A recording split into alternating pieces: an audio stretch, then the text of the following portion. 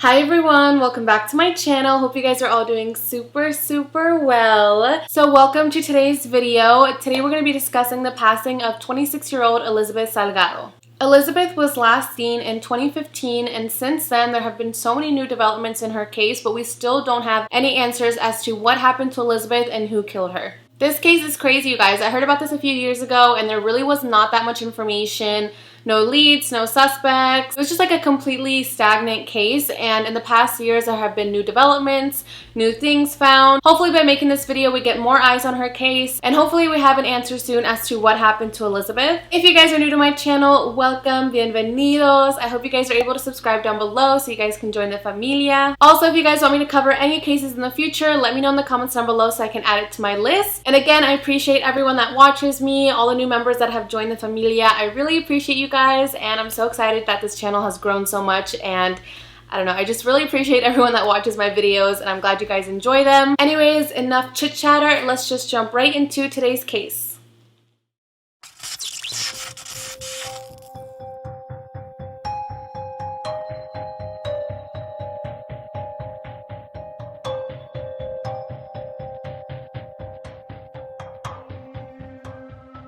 So Elizabeth's full name is Elizabeth Elena Laguna Salgado, and she was 26 years old at the time of her disappearance in 2015, and she's originally from Chiapas, Mexico. So in Chiapas, Mexico, she lives with her mother Libertad, her father Julio, and 6 other siblings. So they were a really big family. I mean, I cannot even imagine 7 kids.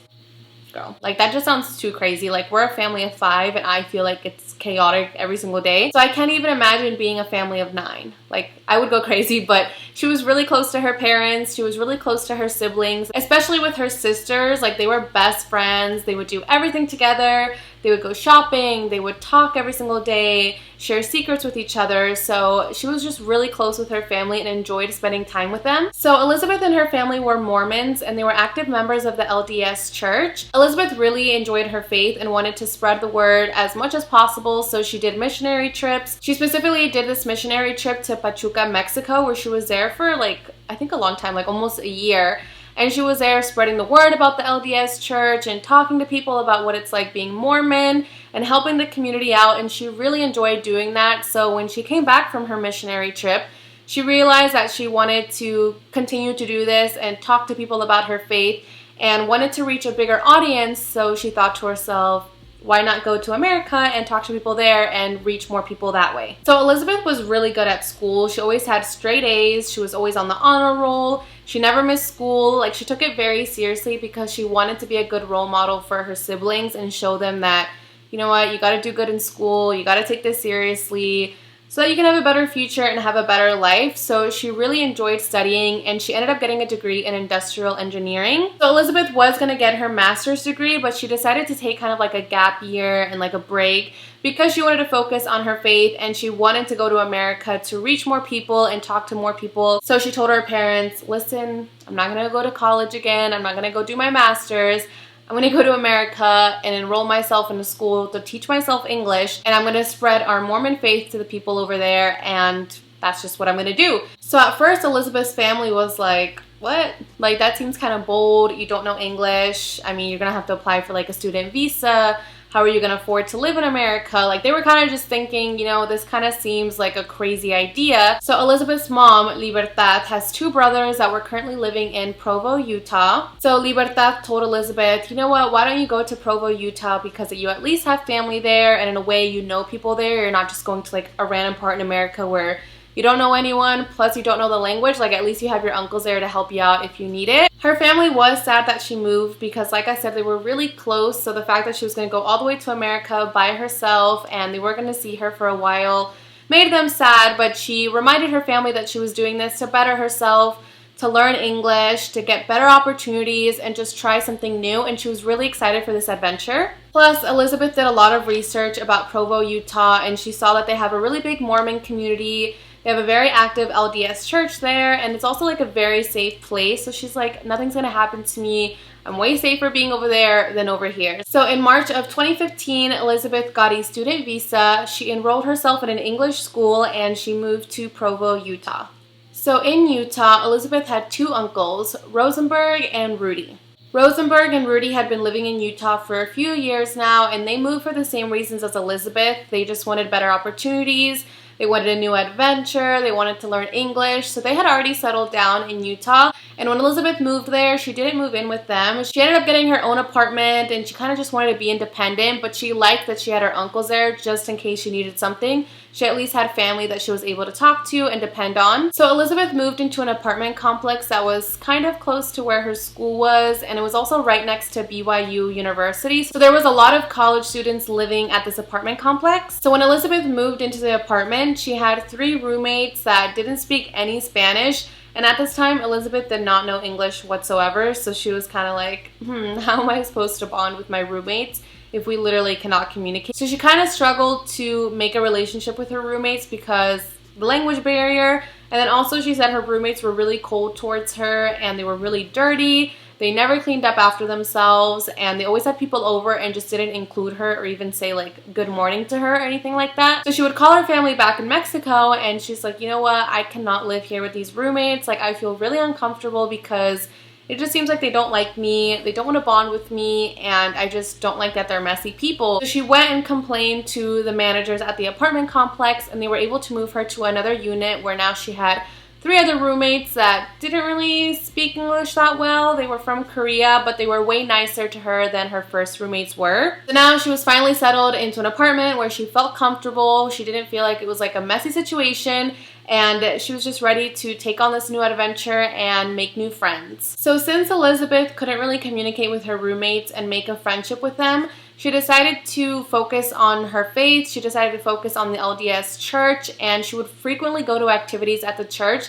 And that's where she started to make a lot of friends because a lot of the people at the church spoke Spanish. So she was like, finally, like people I can talk to, people I can be friends with. Elizabeth grew really close to this one guy named Mackie Smith, which we'll talk about later. They were really close, and he was just like, I mean, she was the nicest person I've ever met. She was very kind.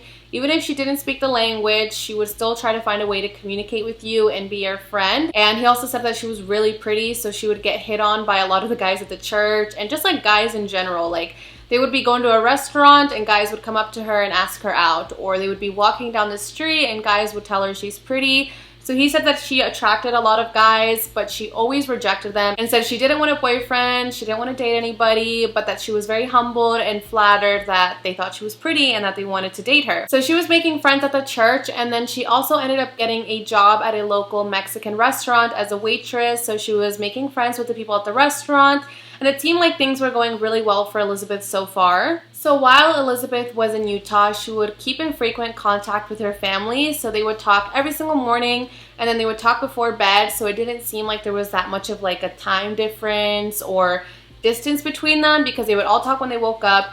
Everyone would go do their things for the day. People would go to school, people would go to work, and then at night, once they were home, they would talk again. So she felt like she wasn't really that far away from her family because of how much they spoke. Plus, the restaurant where Elizabeth got a job as a waitress, her uncle Rudy was a frequent customer there, so he would kind of be there pretty much every single day eating. So she felt more comfortable knowing that, like, okay, I'm at this, new job where at least my uncle's there every single day, so I don't feel that alone or that worried about anything because I have family there. So Elizabeth was just having the time of her life in Utah. She was learning English, she was making friends, she was being very active in the LDS church. She had her family nearby, and her family just says that she was having the time of her life. Like, she was like, I cannot believe that I'm in America right now studying English and doing all this. Like, I never would have thought I'd be here. But unfortunately, on Thursday, April 16th, 2015, that would all change. So it was just like any other day. Elizabeth had finished school at 1:30 p.m. and was getting ready to go home. Since Elizabeth didn't have a license or a car, she would often walk everywhere she went to. So her apartment complex was like in the middle of like everything pretty much. So everything was walking distance. She could walk to work, she could walk to the store, she could walk to school. And the furthest that she ever walked to was to her school, which was a 30-minute walk, which she didn't mind. She felt like it was very safe because it was just a couple of turns that she had to make. And then once she got to a certain intersection, all she had to do was go straight, and then she would be at her apartment complex. And she felt like it was a simple and safe route because she was always on a busy street, so it's never like she had to go through like the woods or like a weird trail. It was always like in the middle of the public, so everyone had a view of her, and it was always in broad daylight. So she finished school at around 1:30 p.m. and started walking home. So even though she didn't have a car, she would sometimes ask her Uncle Rudy for rides to certain places that were far away, or if it was grocery shopping and she had a lot of bags to carry, she would ask him for a ride because it was just easier to drive than to walk by herself and carry all the groceries. So that day she had plans with her Uncle Rudy where he was going to pick her up at the apartment, take her to Walmart, go grocery shopping, and drop her back off at her apartment. They were supposed to meet at 5 p.m., so it was currently 1:30 right now, so she had plenty of time to get home, do whatever she needed to do, and be ready at 5 for her uncle to pick her up. So while Elizabeth was walking home, one of her sisters named Sarah texted her asking, "What are you doing?" Because like I mentioned earlier, they were constantly texting and talking and always wanted to know what she was up to. So Elizabeth replied to Sarah and said, "I already left school." And Sarah thought that was a weird message because Elizabeth usually is never that short or cold when she texts her. So she thought it was really weird that she just sent a really dry message. So she texted Elizabeth again and she never got a response back. So she went to go tell her mom, Libertad, and was like, "Listen, I don't want to worry you guys, but I think something weird is happening because Elizabeth never texts me this dry or doesn't respond back, so I think something's wrong." So then they keep texting Elizabeth, they try calling her, but Elizabeth doesn't answer them, and that's when they start to get really worried. So they keep texting Elizabeth, trying to call her, but they get no response back from Elizabeth. So then Sarah tells her mom, "Listen, let's not worry. She's probably home and charging her phone.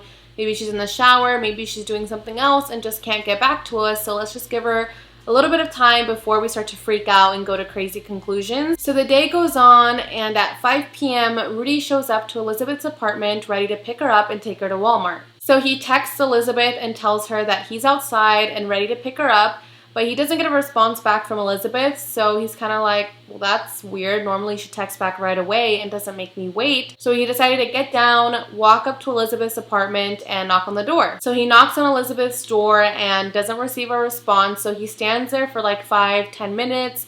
Maybe she's in the bathroom, maybe she's doing something else, so he just waits there to see if she eventually will open the door, but she never does. He's like, maybe she just walked to Walmart and forgot to tell me. So he got back into his car, he drove to Walmart, and he started going through every single aisle trying to find Elizabeth. He searched the entire Walmart, but there was no sign of Elizabeth, so he thought to himself, okay, like this is weird.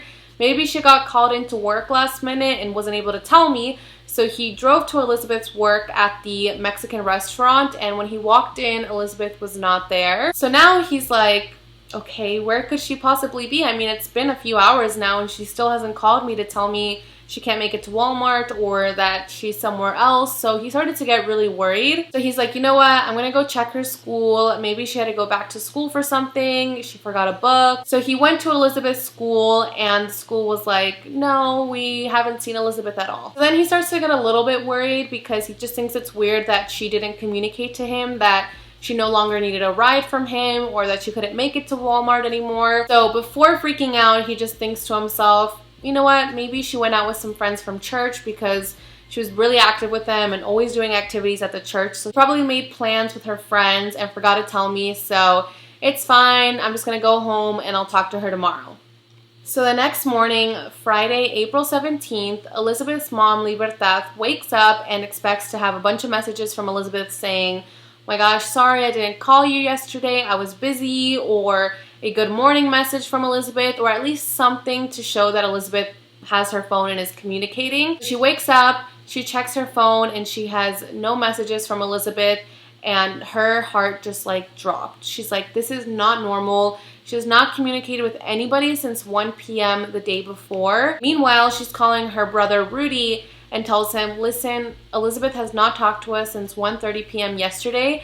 I need you to find her. So he's freaking out. So he goes to Elizabeth's school to see if maybe Elizabeth is there. So when he shows up to the school tells him that on Fridays they don't offer any classes, so there's no way she would be here because they're not open. So then he decides to go back to Elizabeth's apartment and see if maybe she's there, and her phone broke and she hasn't been able to contact anybody or something happened. So he shows up and her 3 roommates answer the door. And they say that they haven't seen her in the apartment since Thursday morning, which means that after school when she was walking back to her apartment, she never made it there. So at that point, Rudy knew something was really wrong, so he called Libertad and gave her an update. So then Libertad calls her other brother, Rosenberg, and tells him he needs to come back to Utah and help find Elizabeth. Rosenberg was living in Provo, Utah, but he had just recently moved to California, so he wasn't even in the state when Elizabeth went missing. So Libertad was like, can you please come to Utah and help Rudy out?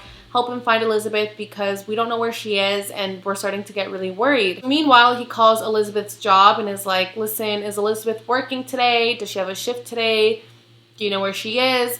And her job is like, well, she was scheduled to come in today, but she never showed up to her shift, and she never called us to let us know she was sick or that she wasn't going to show up, so we haven't heard from her. So she would have never missed work, and if she did have to miss work, she would have called her job and told them she couldn't come in. She wouldn't just leave them hanging. So that's when Rosenberg and Rudy decided to call the police department and report Elizabeth missing. So when Elizabeth's family reaches out to the Provo Police Department and tells them what's going on, they just don't think Elizabeth is missing. They're kind of just like, doesn't really make sense. Like, why would she be missing? Maybe she went out partying with her friends. Maybe she went on a weekend trip and just doesn't want to tell you guys. Like, there's a lot of reasons as to why she could not be answering you guys. But I don't think she's missing or that anything dangerous happened, so we're not gonna really do much about it. Which, of course, they said that. I feel like I hear that in so many cases where people go missing. They're just like, she's not missing. She's probably out with friends, or she probably just doesn't want to talk to you guys. And it's like, really? Really? So then Elizabeth's family begs the police department to check out her apartment or to check her phone or at least do something. And there is one police officer that was really invested in this case, which his name just completely went blank in my brain, but I'll have it here on the screen. So he was really invested, and he was like, you know what? I'll go to your daughter's apartment. I'll go check it out and see what I can find. So he heads over to Elizabeth's apartment and sees that there's no sign of her. He talks to her roommates, and they say the same thing that they told Rudy earlier, that they haven't seen her since Thursday morning. Plus, when he went inside Elizabeth's apartment and looked through her things, she had everything there. She had her student visa there. She had her ID there. She had her clothes there. It didn't seem as if she had packed to go on a weekend getaway or as if she packed to stay overnight somewhere. So that's when the police officer was kind of like, all right, now something is starting to look suspicious. So then they try to track Elizabeth's cell phone, and when they try to ping it, it doesn't work, which means that the phone has been turned off, so they're unable to see where her phone was last used. So that's when he calls Elizabeth's family and is like, listen, I do think this is something more serious, and I think you guys should come here as soon as possible. So then Elizabeth's family applies for an emergency humanitarian visa, but you guys know how those things are. They take so long. So they literally had to wait for this visa to be approved. Meanwhile, Rudy and Rosenberg are working with the Provo, Utah Police Department to try to find any leads and see what happened to Elizabeth. So Rudy remembers that Elizabeth would complain about one of her classmates in school that was constantly harassing her, always asking her on dates, always asking her to the movies, to go dancing, and she would politely decline, and he would get mad at her. And she just said that she felt so uncomfortable going to school because she knew that he was going to ask her out again, and she was going to have to reject him again, and he was going to get mad. So the police find the student, they arrive to his apartment, and they begin to question him, and the student is very cooperative. He's like, listen, I have nothing to do with her disappearance. You can check my house, you can check my car, you can do whatever you need to do, but I promise I had nothing to do with her disappearance. So then the police department goes through his house and his car. They don't find anything suspicious. So then they check his alibi, and it does clear out. So then they're like, okay, well, he's not involved in this. Now we need to find another suspect. So Elizabeth was last seen wearing blue jeans, a red shirt, a cropped jean jacket that had long sleeves, was wearing tall boots, and she had a denim jean bag with a red strap where she would carry all her books. So Elizabeth had a very set routine, so she would take the same route to her house every single day. So pretty much anyone that knew Elizabeth knew what route she would take. There was a couple of students that said that they saw her at certain intersections and she seemed fine, she was by herself, and then they saw her cross the street and head back to her house, and that was it. So there are witnesses that did see her on her walk home. There's just like a certain point at her walk home where no one saw her and somehow she just disappeared and no one heard her get abducted. No one saw anyone get abducted. How did no one see her get pulled into a car or get picked up by someone? Like, I don't know, it's just crazy that no one saw anything. So then the police officer decides to go through the route that Elizabeth would take from school to her apartment and see if there was any clues on the route, or maybe there was businesses that had cameras pointing to the street. So he goes through every single business that's on the route that Elizabeth takes, and no one had cameras. I'm like, how is that possible? Like, there was just no cameras, no witnesses, nothing. So the people in Provo, Utah started to hear about Elizabeth's disappearance, and it actually ended up reaching to another Elizabeth named Elizabeth Smart. If you guys are not familiar with the case of Elizabeth Smart, I will link a video down below that talks about her story because it is absolutely crazy, you guys. Like, I cannot, like, she is so inspirational, so strong. When she was younger, she was abducted from her family home, and her family did a really good job of keeping her name in the news for as long as possible. So they were doing campaigns, they were doing rallies, they were doing marches, interviews, passing out flyers to everybody. Like, the whole community knew about Elizabeth Smart and knew her face. So 9 months after Elizabeth Smart disappeared, she was recognized in public wearing a disguise, and she was found. She was found and rescued, and the reason she was found is because of the great job her family and friends and the community did of putting her face out there, to the point that a stranger was able to recognize Elizabeth Smart in disguise and help her get found. Like, it's absolutely crazy, her story, and very inspirational. So now her and her family are advocates for missing persons. So when she heard about Elizabeth Salgado's case, she was like, you know what, I'm gonna go out there, I'm gonna help the family, and we're gonna find Elizabeth. So they go to Provo, Utah, and hold a press conference with Elizabeth Salgado's uncle, Rudy. So during this press conference, they ask for volunteers to come help them at a search party, and over 300 people show up to help them in the search party, which is absolutely crazy, and it makes me so happy that the community was able to get together. And I mean, they don't even know Elizabeth, and all these people are out here searching for her in these woods and in these bushes, and everyone is just out there trying to make sure that they find Elizabeth and bring her home. People were coming from all over the place to help in the search party. Elizabeth's friend, Matthew Smith, that I mentioned earlier, had friends come out from Idaho to Utah to help in the search party, and while they were driving from Idaho to Utah, they were stopping at every single gas station and passing out flyers of Elizabeth to help spread her face, spread her stories. So everyone was just being so supportive and trying to find Elizabeth. So they conducted this huge search party, and they were searching along the route that Elizabeth would take from school to her apartment. But unfortunately, they were not able to find anything, and the search party was inconclusive. So again, the police department is back to square one. They don't have any leads. They don't have any suspects. They don't even have a crime scene or a place where Elizabeth was last seen. So they're kind of just stuck in limbo. They don't really know what else they could possibly do at this point. And during this time, Elizabeth's family is still stuck in Mexico, you guys. Like, they still were waiting for their visa to get approved, and they were feeling super frustrated and anxious. Can you imagine your daughter is missing in another country, and you're just stuck there feeling helpless, and you can't even be a part of the search parties, you can't even, you know, talk to the police officers in person. So they were feeling so frustrated and so sad. However, finally, 13 days after Elizabeth went missing, her family receives her visa, and they're able to fly to Utah and help with the investigation. So her mother, Libertad, her father, Julio, and 2 of her brothers fly to Utah and begin talking to the police department. They begin passing out flyers, making rallies, making marches, you know, doing the most that they can to continue the search parties and continue the efforts to find Elizabeth. So like I mentioned earlier, there were no leads, no suspects, just no information as to what could have happened to Elizabeth. So then on Thursday, April 30th, 2015, there was a big movement in the case. So a police department a few cities over had found a suitcase on the side of the road with a body inside. When they opened the suitcase, they saw that it was a Hispanic female that matched the description of Elizabeth Salgado. So they called the Provo, Utah Police Department and told them, listen, I think we might have your missing person, Elizabeth Salgado, here. You guys need to come and confirm if this is her. So they go to the medical examiner's office to see if it's Elizabeth Salgado. And when they're doing the autopsy, they see that this body has a tattoo and a surgical scar on her body. So they go to Elizabeth's family and ask them, do you guys know if she has a tattoo? Do you guys know if she has a scar? and they say that they don't know of any tattoos and that she definitely does not have that scar. So they continue to do the autopsy and reveal that it actually is not Elizabeth Salgado and that they were wrong. So Elizabeth's family in a way felt happy because that meant that there's a chance Elizabeth is still alive, but they did feel sad for the girl's family because, I mean, that's just horrible. She was in a suitcase on the side of the road. I mean, that's horrible. So they felt sorry for the girl's family, but they were happy that there's still a chance Elizabeth could be out there. They ended up offering a $5,000 reward for anybody that had any tips or information as to what happened to Elizabeth.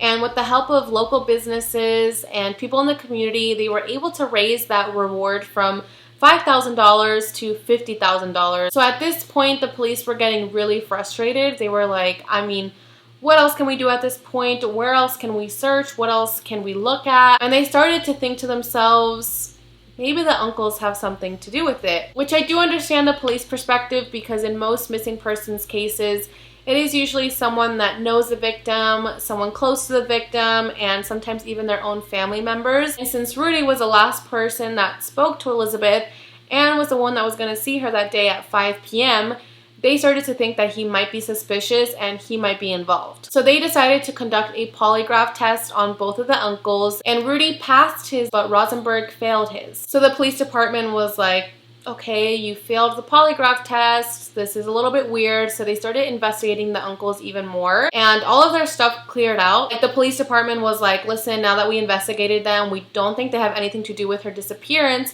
But somehow these polygraph tests were made public, which made people stop going to the search parties. It made people stop donating money. It made people stop caring and passing out flyers, because they were like, I mean, what's the point? If it's the uncles that did it, they should just come forward and say where she is and not make us waste our time looking for her. I don't know. I thought it was really weird that people stopped going to search parties and stopped caring in a way because they thought the family was involved. So a year goes by, it's April of 2016, and at this point, Julio and Elizabeth's two brothers have gone back to Mexico. Libertad is the only one that remained in Utah, continuing to search for Elizabeth, holding these search parties, these rallies, continuing to pass out flyers. She is still working with Elizabeth Smart at this point, but she eventually decides to go back to Mexico and continue her search efforts from there. So it wasn't until 3 years after Elizabeth went missing, on Friday, May 18th of 2018, at around 9 a.m., Utah City Police Department get a call from a man saying that he has discovered human remains. This man was hiking in Hobble Creek Canyon, and he was searching the area to see where he could set up camp. So while he was searching the area, he came across a hollow grave, and when he investigated a little bit more, he found human remains. So the police department immediately goes to Hobble Creek Canyon. They take the remains, they send them to the medical examiner's office. The medical examiner's office is able to determine that these remains found are in fact Elizabeth Salgado. She was found only 15 miles away from where she was last seen. It's crazy, after 3 years, they finally found Elizabeth's body.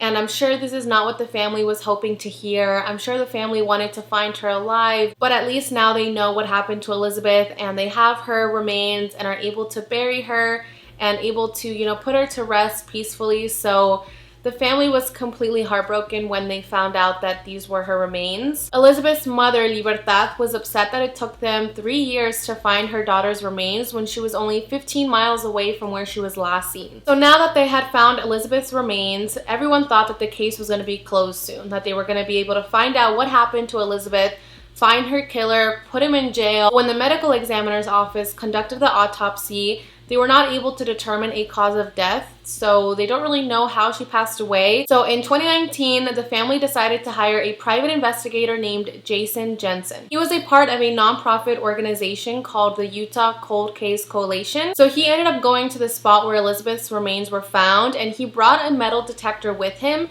and while he was searching the area, his metal detector went off. And under some leaves, he found a 2006 penny.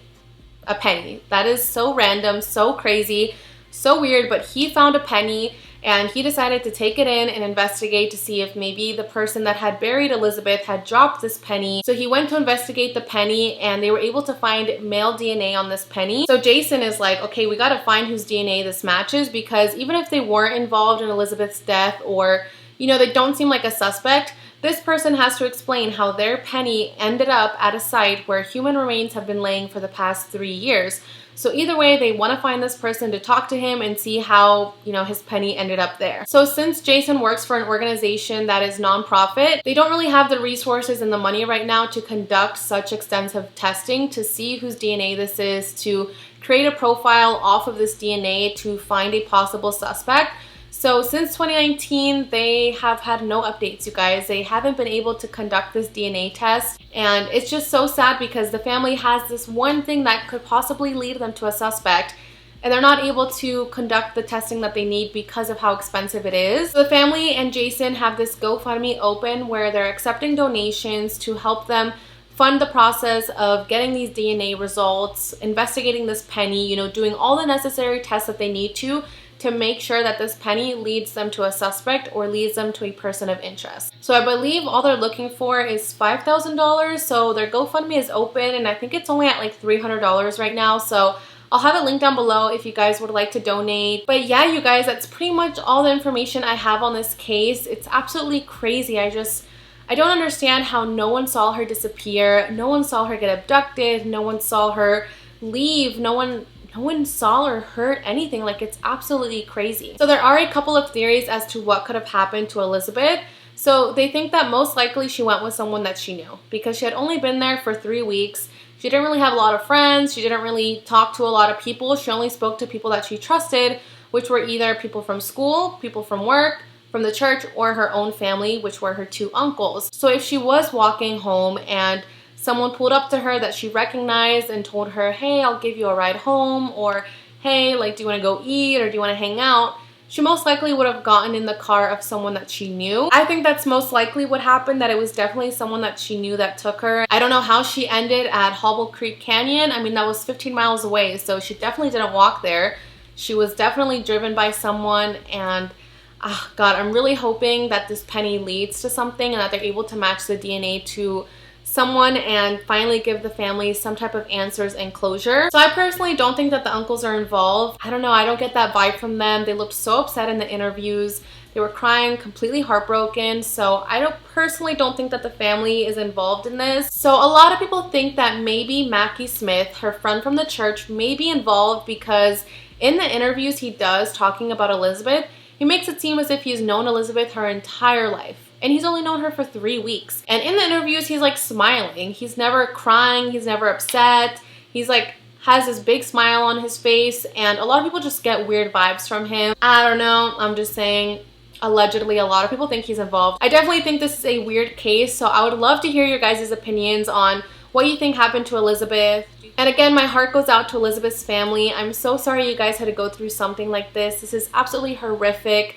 Elizabeth seemed like such a smart and kind, loving person, and it's just horrible that she came here for a better life and to have these opportunities and to better herself, and she felt safe and comfortable there, and something like this had to happen to her. It's just absolutely heartbreaking. So my heart goes out to you guys, and I hope you guys have answers and closure soon. So yeah, you guys, that's pretty much all the information I have on this case. Definitely let me know what you guys think about this down below. Leave me your comments, your questions, concerns, and if there are any updates in this case and we're able to find out who did this to Elizabeth, I will keep you guys posted in the pinned comment section of this video. And yeah, thank you guys so much for watching today's video. I appreciate you guys, and I'll see you guys in the next one.